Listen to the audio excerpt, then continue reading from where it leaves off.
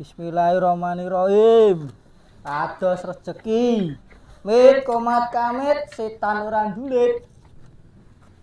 Ndi, Pak, sing tuku renek iki? Dani sik.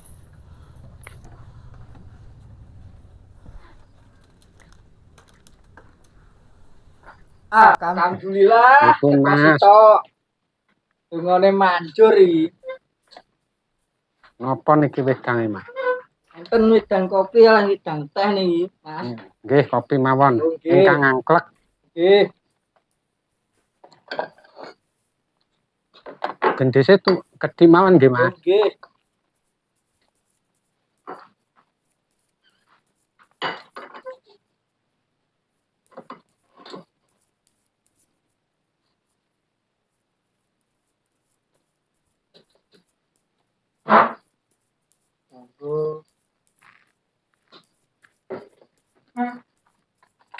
Pripun, Mas?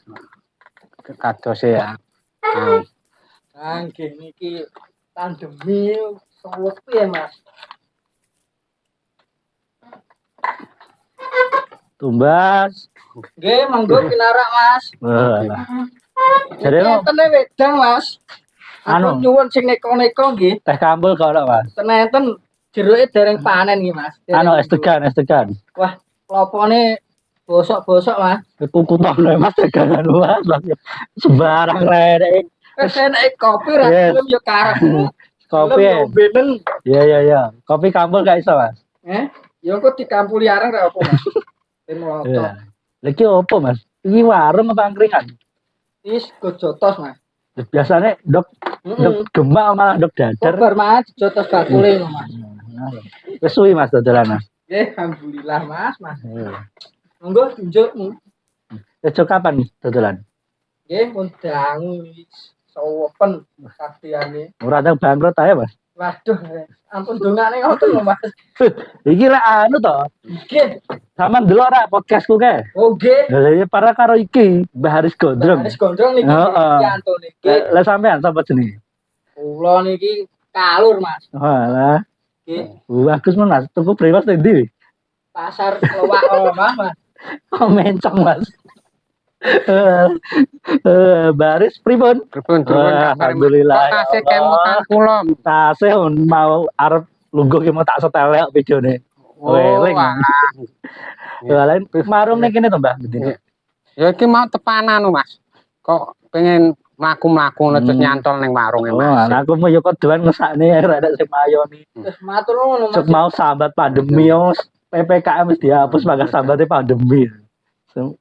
Iyalah. Anu Mbah niki. Ya wingi kan podcast to, Mbah. Lah iku sing delokan lumayan to. Lah iki pengen tekok-tekok neh, Mbah. Ternyata ki akeh pertanyaan sing wong-wong iki pengen ngerti neh jawabane. Wingi iki gak tanggap, pengen tekok-tekok neh. Nggih. Terutama kan suro to, Mbah niki. Oh, iya. Iya to, Mas? Nggih. Suro. Badhe suro niki, Mas. Lah iki pengen tanya-tanya kaitane ndi? Kula nggih badhe Iki waring nggih, Mas. ora payu diombe dhewe. Apa iku gede, Mas? Lah bosok lho, Mas. ya wis. Lah niku lho, Mbak. Badhe tanglet-tanglet masalah perkerisan ning sasi suro. Kuwi.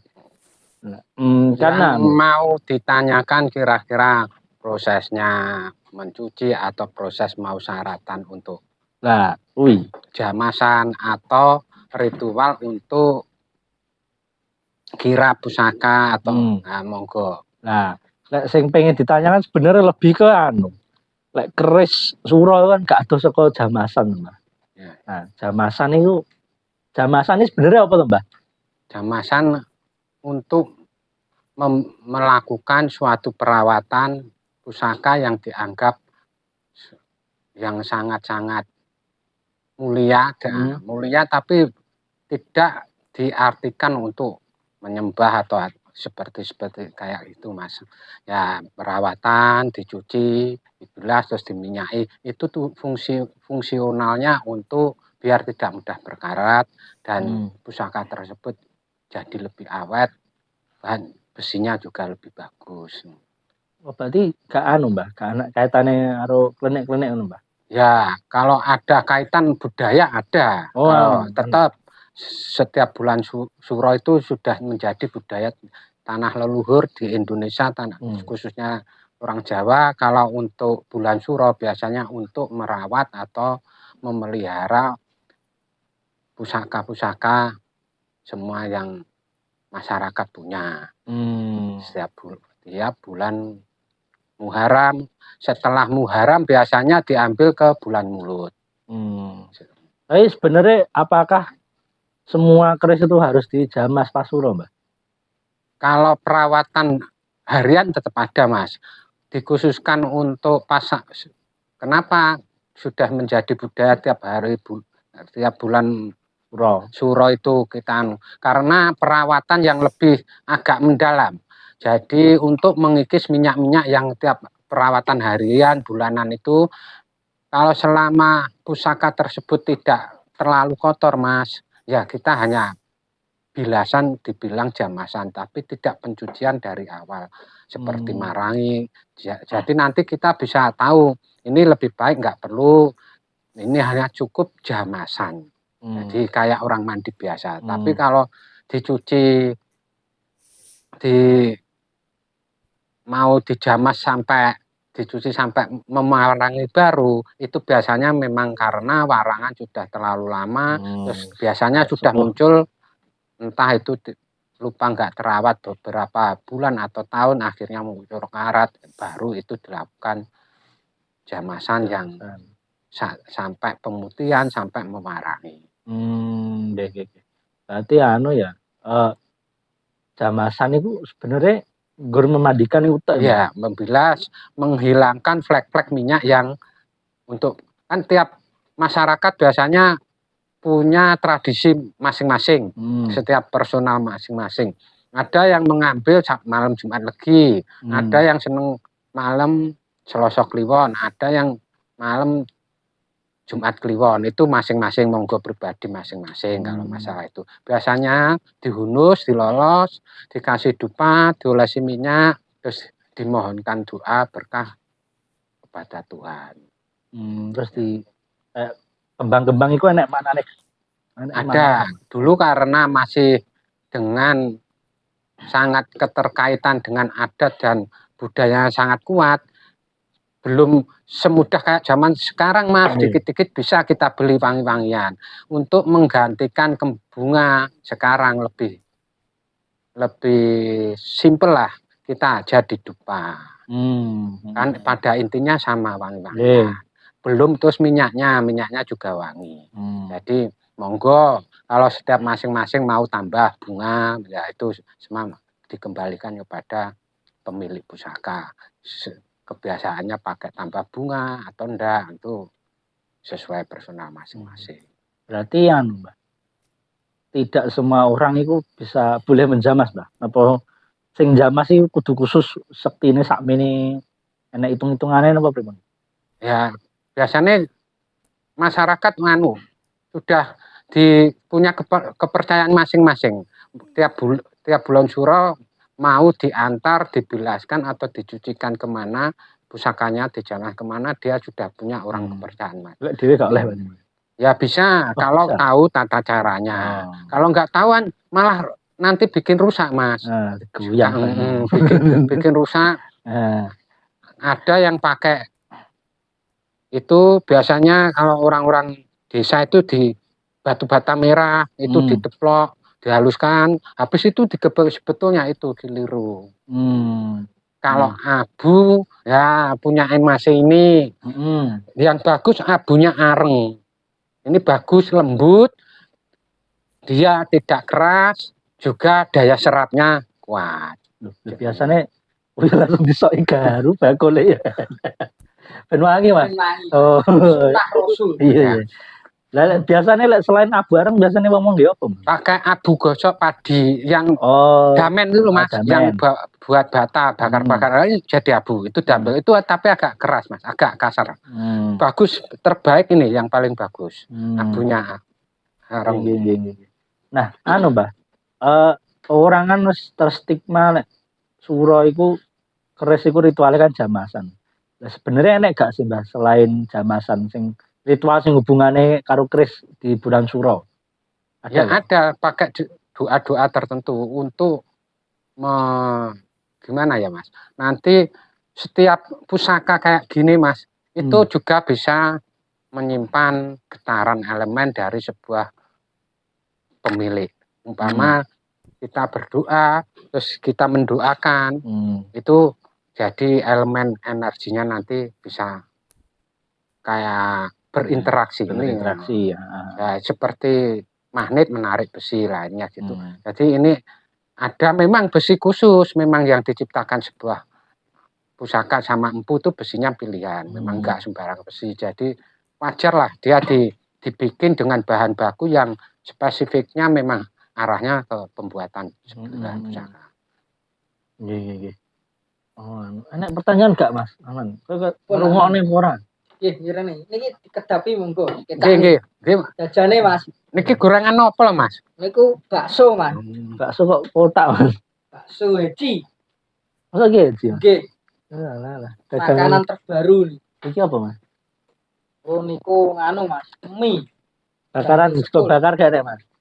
Mboten enten sing titip niki Mas. Lah ya dagangan murah payu di sini gur ketok lho. Nah, nggih. Es Mas, es enak ra, es apa? Iki es sirup nih Mas. Lah kok wis ditemne ngono? Nggih, niku wae enten pesenan mboten sias kok. Yang dagangan opo ini? Lah, lanjut iki. Gak pengen tekok, Kang. pun. Piye to? Mboten napa-napa Mas, Mungkin Mbah. Takon Mbah. Gak aku tak karo mikir pertanyaan sampean ya tekok ngono lho. Nggih. Wong itu saya mikir. Lanjut iki, Mbak. Aduh, Mbak. Kan iki orang awam kan nggak ngerti tuh, Mbak. Enek gak sih, Mbak, mitos-mitos tertentu di bulan Suro sing kaitannya tentang keris. Misalkan enek mitos keris sing metune pas Suro tok, utawa mitos keris sing nyapo. Nah, enek gak sih, Mbak? Ya ada, tapi kebanyakan itu ke pribadi. Sifatnya sangat pribadi. Cara setiap orangnya yang mempunyai sebuah kesukaan tersebut.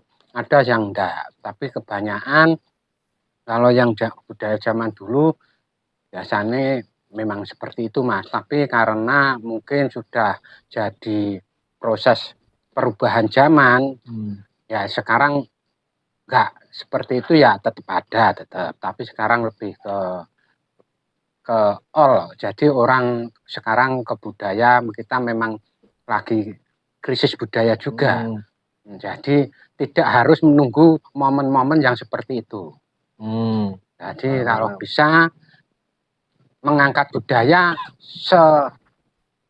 sekuat mungkin dan seagresif mungkin. Karena sudah terlalu jauh kita memang meninggalkan budaya. Apalagi saat ini bertepatan dengan hari jadi Kota Madiun. Harusnya kabupaten bareng ya Mas. Kabupaten juga lebih menonjolkan ke budaya kearifan lokal. Itu lebih baik. Baru ditambahi budaya untuk menarik daya tarik lain nggak apa-apa. Tapi intinya jantungnya kearifan lokal terangkat dulu. Itu lebih bagus. Jadi ikon destinasi wisata ditunjang dengan ikon-ikon macam-macam, monggo, nggak masalah. Yang penting tidak lepas dari jati diri sendiri. Jati diri ada dikemas yang lebih bagus. Tambahan namanya penambah, alat bantu penambah, biar tambah menarik, kotanya lebih itu nggak masalah. Dan salah satu jati diri ini kota dan kabupaten kan keris ya Mbah ya? Iya. Karena lambangnya lo enek keris ya. Yang memang Madiun kalau tidak lepas dari sejarah Mas, sebetulnya Madiun memang dikenal kerisnya. Bisa kita secara acak nanti keluar kota tanya yang sering dikenal paling kalau Madiun apa selain pecel. Kalau kearifan lokal pasti yang terkenal pasti berbau sejarahnya, pasti dia menyinggung keris. Keris Mas. Biasanya kan terkenal dengan julukan keris tundung. Kalau Madiun tundung Madiun, terkenal kerisnya. Nah, episode kemarin kan bahas tundung Madiun nih Mbak. Cuman sik dasar-dasar. Dipertebal ini seru gitu Mbak. Ya. Tundung Madiun itu pripun to, Mbah? Detailin. Pada awalnya empunya kan bernama Empu Joko Supo. Joko Supo. Ya, itu biografi awal sebelum bergelar jadi tundung. Runutannya awalnya Joko Supo. Joko Supo putra dari seorang empu Pitrang Mandanging, Empu Supo Sepuh di era Majapahit awal Belambangan. Dia berputra Joko Supo dan Joko Suro. Kalau Joko Suponya itulah yang awal nanti jadi bergelar ujungnya jadi Empu Tundung Mediun.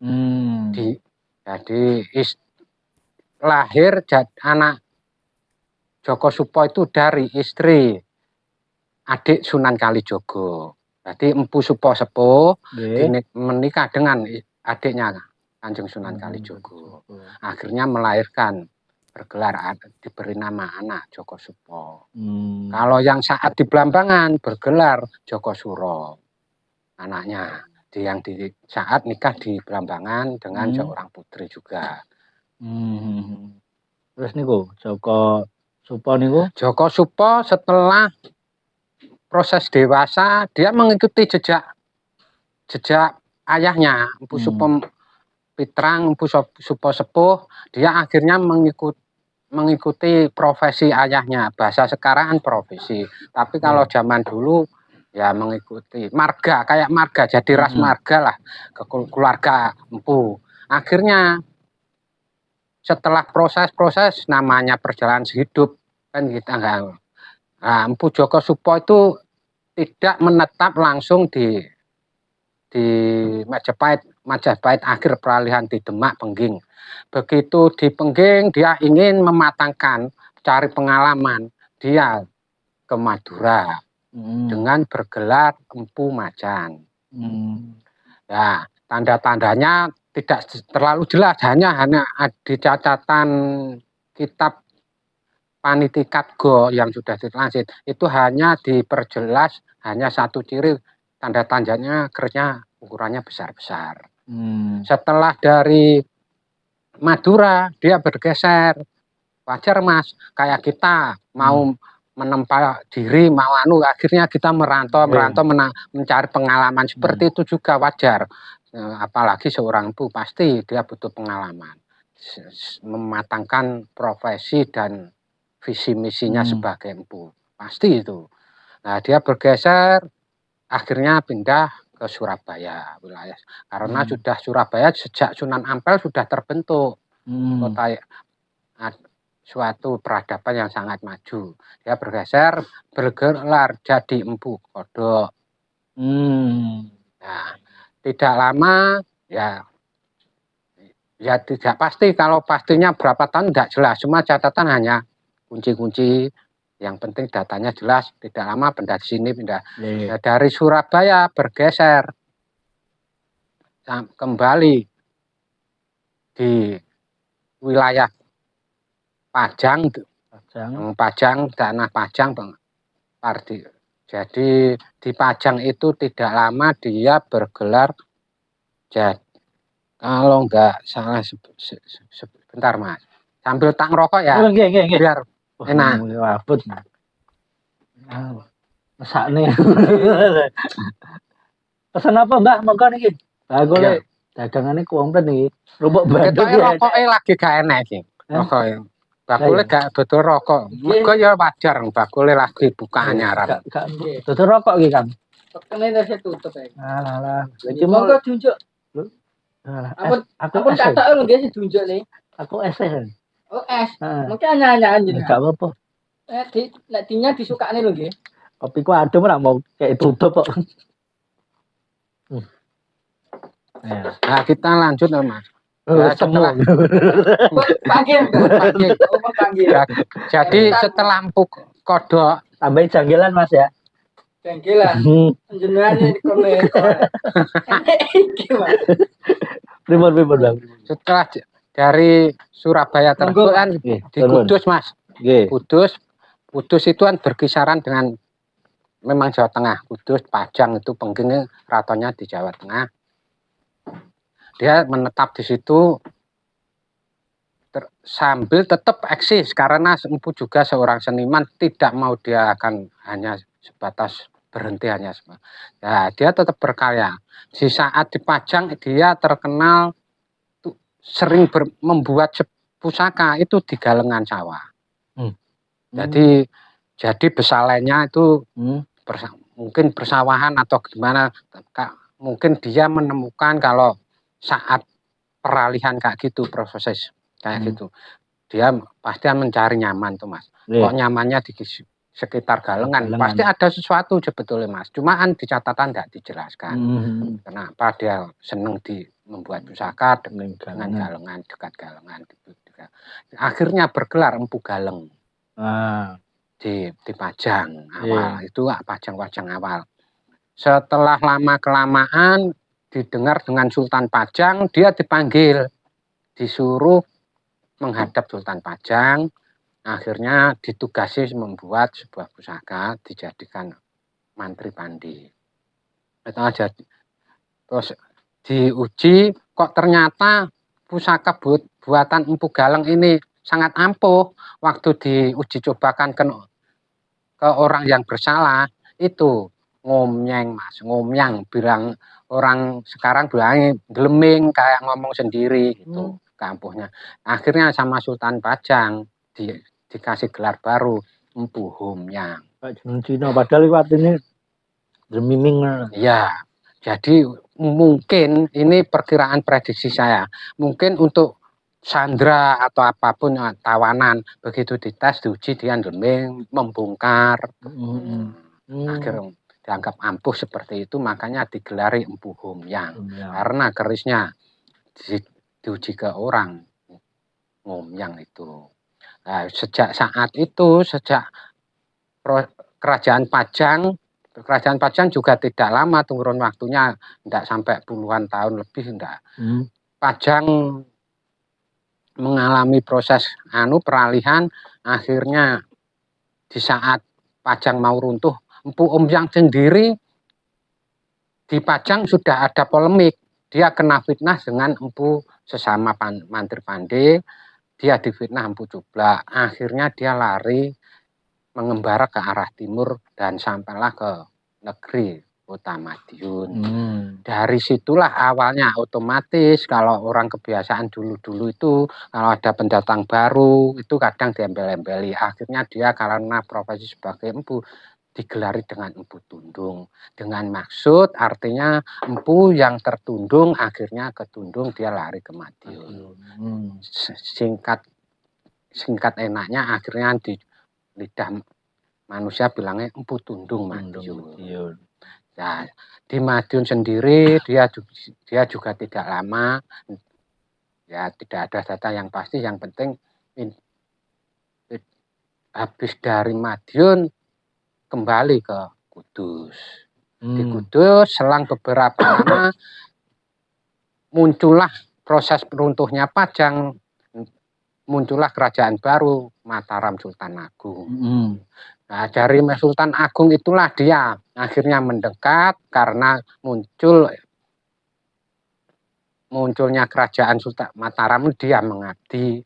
Nah, setelah dari proses pengabdian ke Mataram Sultan Agung itu dia bergelar Empu Kinom karena pusaka yang karya-karyanya dianggap sama Raja Sultan Agung kok sangat ampuh dan tidak lepas dari sejarah leluhurnya. Dia digelari Empu Kinom karena umurnya panjang, wajahnya awet muda, selalu muda, padahal posisinya pertengahan Majapahit, Joko Supo itu. Sampai peralihan Mataram itu kan panjang, makanya dia digelari sama Sultan Agung jadi Empu Ki Supo Anom.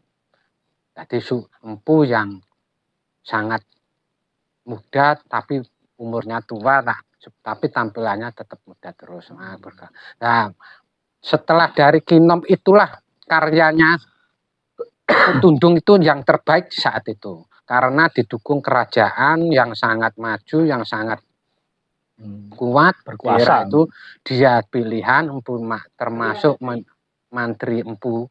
Jadi zaman Sultan Agung itu sama Raja Sultan Agung dikumpulkan empu seluruh tanah Jawa berjumlah 800 orang.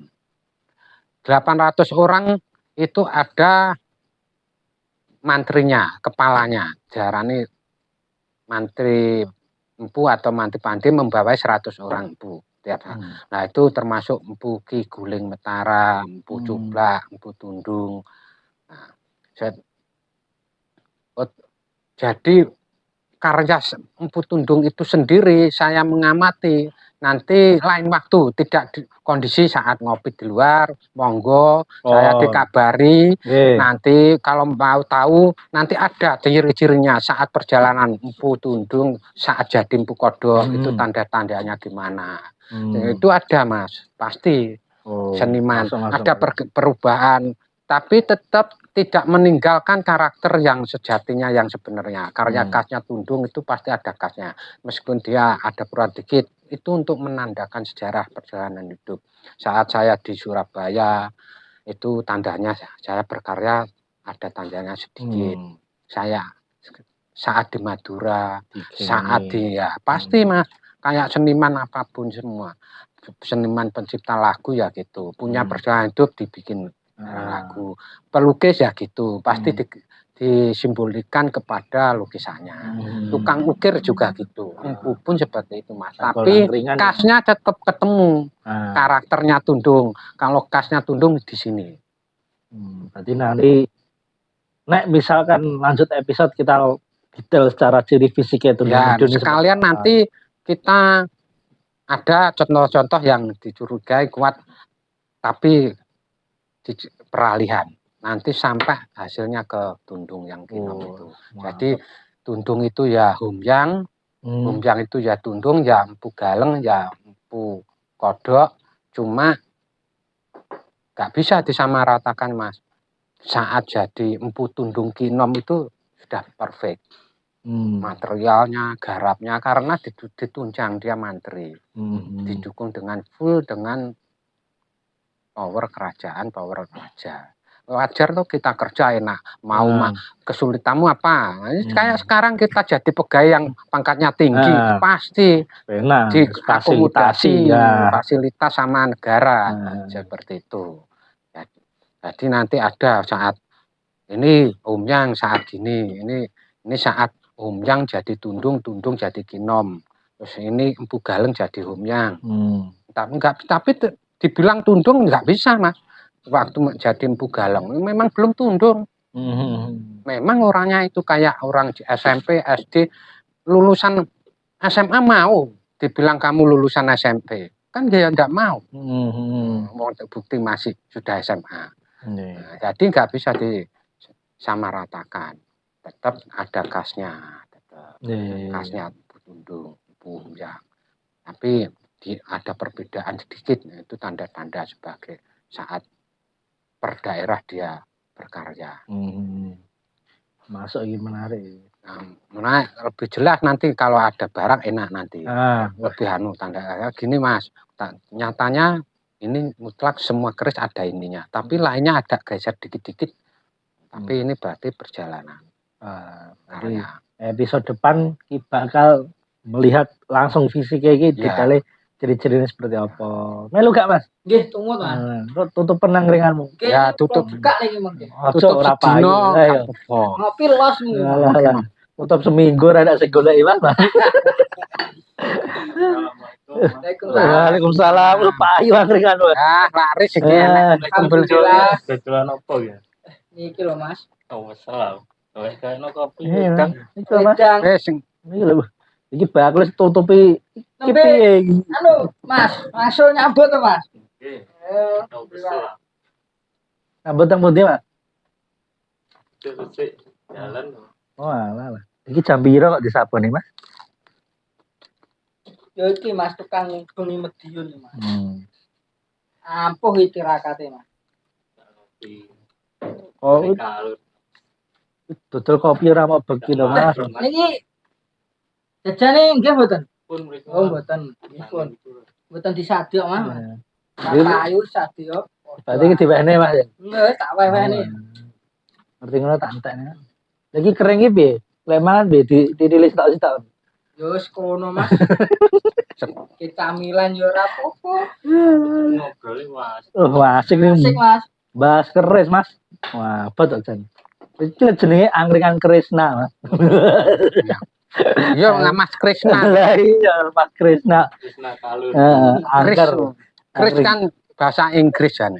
Oh, iya. Kalau lidah orang luaran Kris Hmm. tidak bisa bilang keris. Nah. Kris pakai SH. Nah, Hmm. iki proyekan biyen. Iya, bahasa Inggrisnya Mercedes. keris kan Kris. Ini hilang ya. Pakai Ngene iki nyponsori. Nah, Bayar ora? Barangnya renek Mas sorry. Sama nenek pertanyaan gak Mas tentang keris iki? Mumpung Mbah ngopi nih gini kok. Enggak tentang kleneke lho Mas. Ah. Ini enak ilmune Mas. Heeh. Ireng-ireng Mas. Oh mireng riyen. Cuk mau rumahnya pasti kula. Bakule lho ora gelem teko. Nah, kula repot Gada keris Mas Krisna. mboten gadah Mas. Oh, Gadah sing nggih, modon iki. mengke alon-alon damel bantu ben nguri-nguri budaya. Nah, Nggih, Mbah. Engko tak gak apa-apa Mas ngopeni siji loro. Nggih. Ya, Tapi lah anu Mbah, misalkan uang biasa jujuk oleh keris combine ini nek anune enggak Mbah, nek treatmentnya enggak Mbah. Misalkan ya aku gak Jawa keris ngono, terus jujuk Mbah ngoe keris lha iki kudu piye lek wong gak Jawa iki? ya kan tinggal langsung aja datang ke Meranggi yang dianggap ahlinya keris, nanti tanya caranya merawat, caranya mencuci. Kan hanya simpel seperti itu aja. Nanti kalau pengen tahu dia dikasih cara-cara yang simpel yang untuk perawatan bulanan atau harian monggo. Lek anu Mbah, lek nemu Mbah. Nemu keris.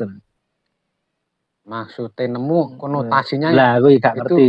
Lah biasanya iki misalkan iki susur demit ngono Mbah, jujuk nemu. itu kebanyakan manipulasi supranatural. Oh. Karena terbukti ya ini tidak menjelekkan antara dunia supranatural, entah itu paranormal, saya enggak.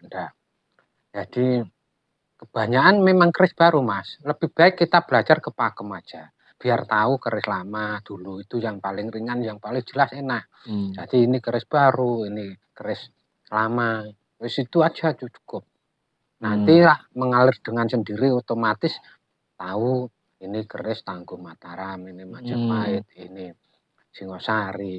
Yang penting intinya tahu keris sepuh yang baru sama enggak, itu penting. Baru perawatan yang paling utama itu nanti hampir seperti yang terjadi itu kan kebanyakan ternyata keris baru Mas, kalau sistem kayak gitu. Entah saya tidak menyebutkan ABC-nya enggak, yang terbukti di lapangan seperti itu. Emang mau seneng keris, nguri-nguri budaya, tapi tidak lewat pakem, akhirnya ya malah salah, bleset, sesat ilmu keris bahasanya gitu. Iya. Jadi nanti cari aja ahlinya, terus nanti di ahlinya tanya-tanya. Sekarang banyak Mas data-data sudah diungkap. Jadi untuk bisa tahu dapur keris, pamor keris, itu sudah ada semua, tidak seperti zaman dulu. Ilmu keris itu singengker, sangat dirahasiakan. Kalau tidak betul-betul ahli, tidak betul-betul tidak dikasih tahu memang zaman dulu. Karena masanya memang dibilang pusaka kan gitu. Tidak harus dikit-dikit orang tahu memang. Singengker, dirahasiakan. Tapi kan saiki malah di konten karena gitu, untuk mendongkrak lagi budaya yang sudah sangat jauh terkikis, budaya tanah Jawa khususnya. Jadi sebenarnya keris itu, ilmu keris di sana jadi temu ya, bahkan kayak wong mondok gurune sapa. Pasti. Cuman harus Mas. Ya memang betul-betul arahnya tepat banget. Kalau nggak tepat nanti ya kesasar yang aneh-aneh lah. Itu malah nggak tahu pakem keris, nggak tahu ilmu keris, ilmu wesi aji. Jadi kita harus harus betul-betul cari informasi yang memang terbukti sejak dulu sejak lah kita ke situ. Seperti saya tidak paham dengan saya cari info. Oh, yang bisa mengerjakan kendala saya itu ahlinya ini. Saya pasti mengarah ke situ Mas, sama aja meskipun tidak dikeris gitu. Umpama saya mengalami kendaraan saya rewel, saya bukan bengkel, bukan teknisi, ya saya lari ke bengkel. Kayak gitu aja, simple. Yang penting tepat. Mantap. Monggo, pertanyaan, monggo. Kayak keris petir tuh beneran ada apa enggak, Pak? Ini boboiboy kata. Itu keris mainan. Itu demo. Oh, demo. Itu keris mainan. Enggak Ada ada, Pak ya? Trani. Oh, enggak ada. Ya. Nanti kalau kerisnya petir itu dibongkar Mas ya, akhirnya ya ada saudara kita yang merasa tersinggung. Jadi sebetulnya ya keris mainan memang. Keris mainan. Betulnya kopi garu Mas. Ya, Cuk mau arang mau suntak iki. sunah. Makanya baru dijelas nih. Ora aku ngesakne iki lho Mas kambonan kabeh. Itu Wangi-wangian. wangian. Sunah Nabi ya. Sunah Nabi. Alah. Tiga perkara sunnah yang disukai Kanjeng Nabi di dunia. Satu kan wangi-wangian. Yang kedua berkacanya mata saat ibadah. Yang ketiga wanita. Nah, untuk wanita ini kan konotasinya macam-macam. Kalau nggak diperjelas nggak karu-karuan. Lah iki gak karu-karuan iki pikir. Suka wanitane piye. Lah wangi-wangian kan seneng, memang seneng daripada bau sing gak enak Mas. Kan wajar, bener Kanjeng Nabi. Ini gak kudu parfum. Bisa kayak Bener Kanjeng Nabi itu sangat bener sekali. Wong Jawa tuku bukur. Ini bantu saraf-sarafnya kita jadi rileks. Ada aromaterapi sekarang dikembangkan di spa-spa, di salon. Kayak yoga itu Air humidifier. Rileks. Mbere larang Malah mahal toh. Malah Mas Krisna obral iki. Obral wangi-wangian Mas Krisna. Kita sak kresek entek. Grajen masih. Grajen meter aduh. Alah. Monggo Mas, berarti wonten pertanyaan. Dan rame niki. Jajane lho Mas. Itu pertanyaan. Wih, pripun. Material keris itu terbuat dari apa saja? Kalau material keris itu ada 3. Keris dibikin 1 baja Mas. Yang kedua besi. Biasanya diambil dari besi bumi yang untuk ketiganya itu bahan pamornya. Nah, bahan pamor yang terbaik adalah meteor. Untuk khusus pamor. Karena itu dia puncak dari sebuah material, sebuah pusaka. Jadi ada keistimewaan memang itu batu langit. Dibilang batu bintang atau batu langit. Karena material yang betul-betul leluhur dulu tahu Mas. Bahan itu memang 1 tahan aus, tahan korosi, terus dibikin jadi indah. Yang kedua dia mempunyai kandungan, memang itu kuasa Gusti repot ya. Itu dibikin memang punya keistimewaan sama Allah. Dibikin yang punya sangat kandungan energinya. Materi meteor itu mudah menangkap sambate batin lho kaya-kaya wis diunek-unek ngono. Saut Mas, nempel ning ngono. Tetap sama leluhur digabungkan diarani perkawinan antara besi langit dan besi bumi. Akhirnya dioplos, ditempa, digabung dengan besi bumi dan dikasih baja seloronya. Jadi cuma memang di situ inti dari sampai itu yang membuat orang luar negeri, internasional, dunia internet tertarik. Gara-gara ya di situnya dulu. Keris itu. Di meteornya dulu. Heran sampean. Kok zaman masih sangat jauh dari segala teknologi kok bisa orang Jawa menemukan ini? Dari mana ilmunya, pengetahuannya? Kok bisa mendeteksi? Yang sangat di orang dunia internasional di situ. Memang keris akhirnya orang luar jadi seneng. Kok bisa? Jadi saya tambah yakin Mas. Setelah beberapa bulan kemarin saya ya agak fokus. lebih mendalami ke material sebuah pusaka karena intinya wesi kang aji kuncinya. Apa wesi kang aji bahasa Jawa atau itu Mas? Bukan bahasa Indonesia, belum ada. Arane besi aji. Besi aji kita translate, kita teliti ke bahasa Indonesia namanya besi yang berharga. Besi berharga kita tarik lagi besi bernilai. Bernilai tinggi. Besi bernilai tinggi kita tarik lagi artinya berterus hakikatnya. Ketemu nilai zaman saiki logam mulia. Logam mulia. Kan bener Mas. Logam yang sangat mulia, yang sangat aji, sangat bernilai. Jadi sangat maju leluhur, betul-betul sangat maju sebetulnya zaman dulu. Leluhur kita itu maju, pinternya ndak umum. Sudah mengetahui mengenal besi. Dari mana tuh sana? Informasi dari luar ndak ada. Justru kita di perjalanan tanah Jawa dijajah malah. Padahal sebetulnya kita itu pandainya, leluhur kita sangat pandai. Sudah mengenal batuan, metalurgi, logam seperti ini. Kok tahu logam ini sangat istimewa? Dari mana dapatnya? Yang jadi pertanyaan orang luar di situ. Kayak orang temu jawabannya. Ya, kayak setine kan Mas. Karena ya itu Mas, gabungan antara dohir dan batiniyah itulah. Karena orang dulu kalau mencari teknik-teknik kesulitan secara lahir ya dia pakai riset spiritual. Risetnya spiritual. Kalau orang sekarang risetnya teknis. Menciptakan suatu alat. Karena untuk memecahkan gaib-gaib. Cara membledos Mas. Jadi yang nggak bisa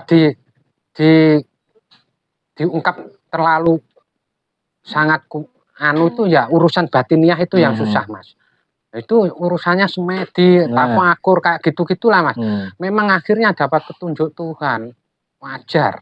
Orang Jawa memang gitu. Kesulitan dia tafakur. Sehingga mendapatkan petunjuk, akhirnya gerakannya kayak dibimbing lah. Menemukan petunjuk ini, petunjuk itu. Benar Mas, memang benar. Alam yang menyediakan Gusti Allah, Tuhan. Kalau mau tanya kesulitan hidup di dunia, tanya Tuhan. Pasti dengan suatu perilaku yang kita betul-betul tekuni, kita betul-betul serius, dengan disiplin ilmu pasti dikasih petunjuk sama Tuhan. Pasti itu Mas.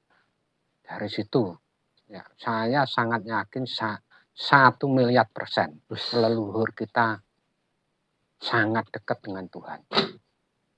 Kalau tidak dekat dengan Tuhan susah. Gak mungkin kayak gak mungkin.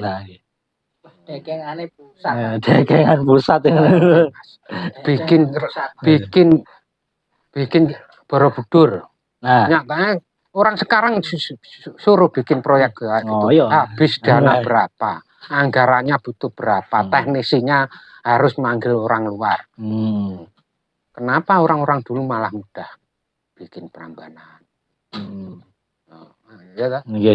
Sisi seru iku lek di dekengan pusat. Kasanya arani dekengan pusat. Semata-mata. Wajar Mas. Makanya leluhur kita harus bangga sebagai rakyat Indonesia tanah Jawa, jadi orang Jawa. Karena sebetulnya leluhur kita itu orang pandai-pandai dan saking pandainya akhirnya bahasanya dibilang jadi kata sakti itu kan dianggap karena pandai banget. Profesor. Kalau orang dulu nanti masyarakat bilangnya terlalu sakti, pandainya akhirnya jadi dianggap orang dulu bilangnya orang sakti. Sakti. Di puncak kepandaiannya. Sakti. Karena sesuatu yang rumit dan tidak kasat mata pun dia akan tahu. Mantap nih Gus. Begitu istimewanya orang-orang zaman dulu terutama damel keris nih. Pemaneh wong Medion kudu bangga karo keris Tundung Medion. Dan sebab memang ikon, cuma nanti kita perjelas bahwa saat Tundung Medion itu ada, itu Tundung Medion itu bukan dari identitas lokal biasanya gimana? Jadi di Madiun sudah ada ciri khas keris khas Madiun. Madiun. Madiun enek dhewe, Ya. nah tundung Madiun ku yo Itu pendatang. siji maneh. Jadi cuma dari Empu Tundung itu memberi gimana ya Mas, begitu masuk di Madiun ini menjadi kayak kiblat akhirnya ujung-ujungnya. Jadi itulah di Empu wilayah Madiun. Jadi penyemangat, jadi karena setelah kedatangan Empu Tundung itu lebih keris Madiun lebih saat itu mungkin dibilang mulai diperhatikan sama kerajaan-kerajaan. Nah, tapi tetap punya khas masing-masing. Empu Tundung pun tidak mau menumpangi seniman-seniman empu yang di Madiun. Tetap dia mengasih titik-titik. Saya berkarya di Madiun itu begini, tapi dia tidak mau mendompleng persis kayak yang asli keris Tangguh Madiun. Nggak mau seniman pasti dia nggak mau dompleng-dompleng Mas.